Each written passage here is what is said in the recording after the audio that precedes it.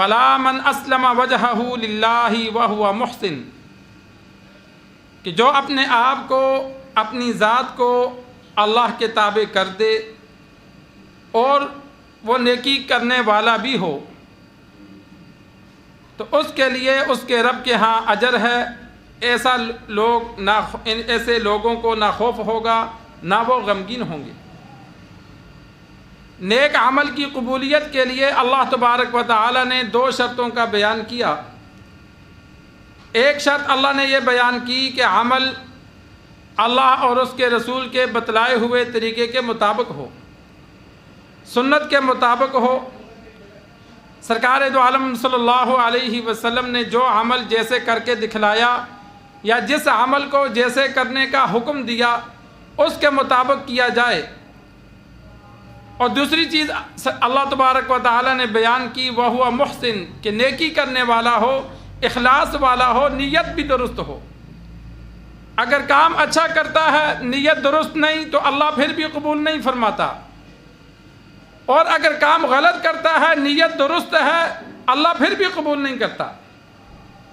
اگر کوئی بندہ چوری ڈاکہ ڈالے اس نیت سے کہ میں یہ رقم غرباء میں تقسیم کروں گا، نیت اچھی ہے کام غلط ہے، تو غلط کام اچھی نیت سے درست نہیں ہو جاتا، وہ غلط ہی رہتا ہے۔ اور اچھا کام ہو نیت درست نہ ہو اللہ اسے بھی قبول نہیں فرماتا۔ انسان نماز پڑھے لوگوں کے دکھلاوے کے لیے کہ لوگ مجھے نمازی پرہیزی نیک سمجھیں، اگر نماز پڑھے دنیا کے مصائب کی دوری کے لیے اللہ اس سے بھی خوش نہیں ہوتا۔ عبادت کی جائے صرف اس وجہ سے کہ اللہ راضی ہو جائے، کسی اور مطلب کے لیے نہ کی جائے، تو ان 2 چیزوں کا لحاظ کیا جائے۔ سرکار دو عالم صلی اللہ علیہ وسلم نے ہر چیز عملاً کر کے دکھائی، اور جو آپ صلی اللہ علیہ وسلم عملاً نہ کر سکے اس کا امت کو طریقہ بتلایا۔ آپ صلی اللہ علیہ وسلم نے خود زکوٰۃ ادا نہیں کی، اس لیے کہ مال جمع نہیں کیا تو زکوٰۃ کہاں سے ادا کریں گے؟ خود مالدار نہیں تھے، جو مال آتا اسی دن سارا تقسیم کر دیتے، اگلے دن کے لیے بھی نہیں رکھتے تھے، تو جب مال نہیں ہوگا تو زکوٰۃ کہاں سے؟ لیکن امت کو طریقہ بتلایا کہ اتنے مال پر زکوٰۃ ہے، ایسے ادا کرنی ہے، ان لوگوں کو ادا کرنی ہے۔ اور دین اسلام اتنا کامل دین ہے کہ اس میں پیدا ہونے سے لے کر مرتے دم تک کے تمام آداب کا بیان ہے۔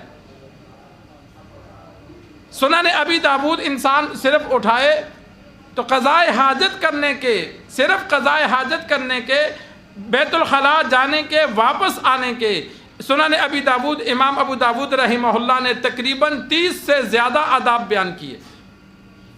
ایک چھوٹا سا عمل ہے پیشاب کرنا، قضائے حاجت کرنا، اور احادیث بیان کی۔ یہ نہیں کہ اپنی جانب سے امام ابو داود نے لکھا، نہیں، باپ باندھ کر آپ صلی اللہ علیہ وسلم کی احادیث کو نقل کیا۔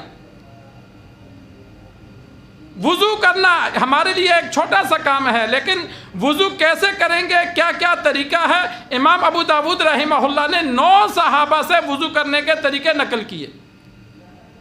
ایک صحابہ کے سے 6 مرتبہ 8 مرتبہ کیسے وضو کیا، کیسے وضو کرنے کا حکم دیا، کیا طریقہ اختیار کیا۔ ہر صحابی کے طریقے میں کچھ فرق تھا۔ یہ سنتوں کو، آداب کو محدثین نے محفوظ کیا، چھوٹی چیز سے لے کر بڑی چیز تک۔ یہ دین اسی وجہ سے جامع معنی ہے کہ جتنا بھی دین کے احکامات تھے سرکار دو عالم صلی اللہ علیہ وسلم نے جن کے کرنے کا حکم تھا وہ بتلا دیا، جن کو نہیں کرنے کا حکم تھا وہ بھی بتلا دیا۔ اسی وجہ سے آپ صلی اللہ علیہ وسلم نے فرمایا من احدث فی امرنا ھذا ما لیس منہ فہو رد۔ ہر وہ عمل جو دین میں پہلے موجود نہ ہو بعد میں نکالا جائے فہو رد، اس کو مردود ہے، اس کو چھوڑ دیا جائے۔ اس لیے کہ دین تو کامل ہو گیا۔ اب اگر کوئی نئی ایجادات کرتے ہیں، نہیں یہ کام ایسے کرو ثواب ملے گا، یہ کام ایسے کرو ثواب ملے گا، کہیں منع تو نہیں کیا؟ بھائی منع نہیں کیا تو کیا بھی تو نہیں ہے۔ آپ صلی اللہ علیہ وسلم سے زیادہ دین اللہ کے احکامات پر عمل کرنے والا کون تھا؟ صحابہ سے زیادہ نیکی کرنے والا کون تھا کہ ان سے جو نیکی کے طریقے رہ گئے اور وہ ہم ایجاد کرنے لگ گئے؟ صحابہ نے جو کام دین سمجھ کر کیا انسان وہ کرے، جو صحابہ نے نہیں کیا اس کو چھوڑ دے۔ تو یہ سنت کا خیال کیا جائے، اور صحابہ کرام رضوان اللہ تعالی علیہم اجمعین اگر خلاف سنت کوئی عمل کرتے تو آپ صلی اللہ علیہ وسلم کا چہرہ مبارک سرخ ہو جاتا، خلاف ادب کوئی عمل کرتے چہرہ مبارک سرخ ہو جاتا، صحابہ معذرت کرتے کہ آئندہ نہیں کریں گے، جان بوجھ کر نہیں کرتے تھے کیونکہ ان کو علم نہیں ہوتا تھا۔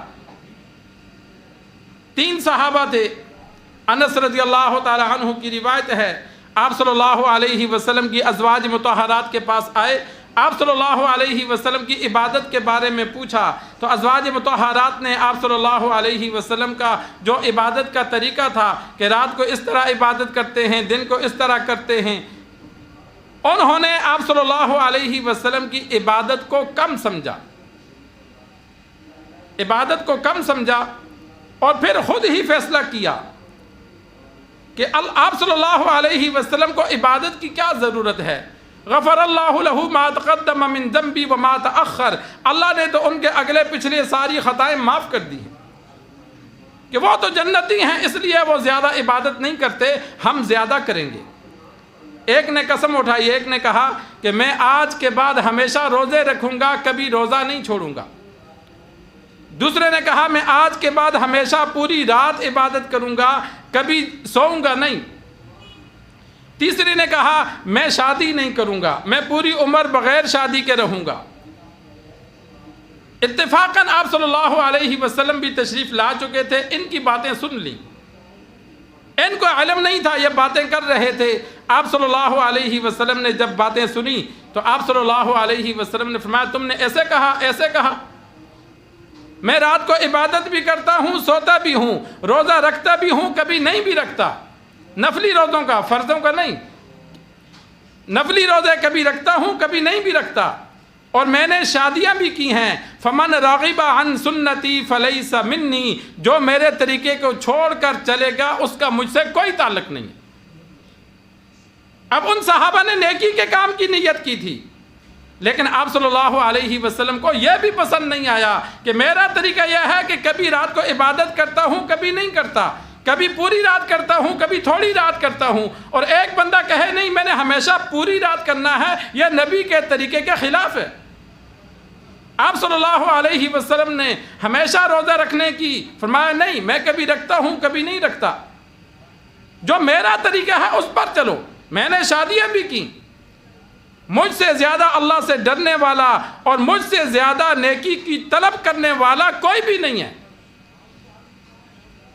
جب یہ ساری چیزیں موجود ہیں تو پھر جو میرا طریقہ ہے اس کے مطابق چلو۔ فمن رغب عن سنتی فلیس منی، وہ میرے طریقے پر نہیں ہے، ہمارا اس سے کوئی تعلق نہیں۔ آج نئی نئی سنتیں نکلتی ہیں، ان کو انسان نہ دیکھے، انسان یہ دیکھے۔ بہت سے لوگ یہ اشکال کرتے ہیں جن بیچاروں نے مساجد آنا نہیں ہوتا، مدارس کا، مساجد کا، علماء کے ساتھ جن کا اٹھنا بیٹھنا نہیں ہوتا، تو جب ان کو دین کی دعوت دی جائے، دین کی بات سمجھائی جائے تو وہ آگے سے کہتے ہیں مولویوں کی باتیں، اور جب عمل نہ کرنا ہو تو پھر کہتے ہیں کس مولوی کے پیچھے چلیں۔ یہ ہمارا جواب ہوتا ہے یا نہیں؟ اکثر لوگ یہ جواب دیتے تھے او یار کس کی مانیں، ایک مولوی یہ کہتا ہے، دوسرا مولوی یہ کہتا ہے، اور خدا کے بندو تمہیں کس نے کہا مولوی کی مانو؟ اللہ اور اس کے رسول کے احکامات پر عمل کرنا ہے، خود سیکھو، عمل کرو۔ مولوی تو ایک سکھلانے والا ہے، سکھلانے والا اگر تمہیں دین سکھا رہا ہے، جب کچھ عرصہ سیکھو گے تو تمہیں قرآن و حدیث آ جائے گا، جب تمہیں آ جائے گا تو دیکھو یہ قرآن و حدیث سکھاتا ہے، اس کے مطابق چلتا ہے تو عمل کرو، اس سے غلط چلتا ہے تو چھوڑ دو۔ علماء یہ تھوڑی کہتے ہیں کہ ہم غلط کام بھی کریں تو ہمارے پیچھے چلو۔ صحابہ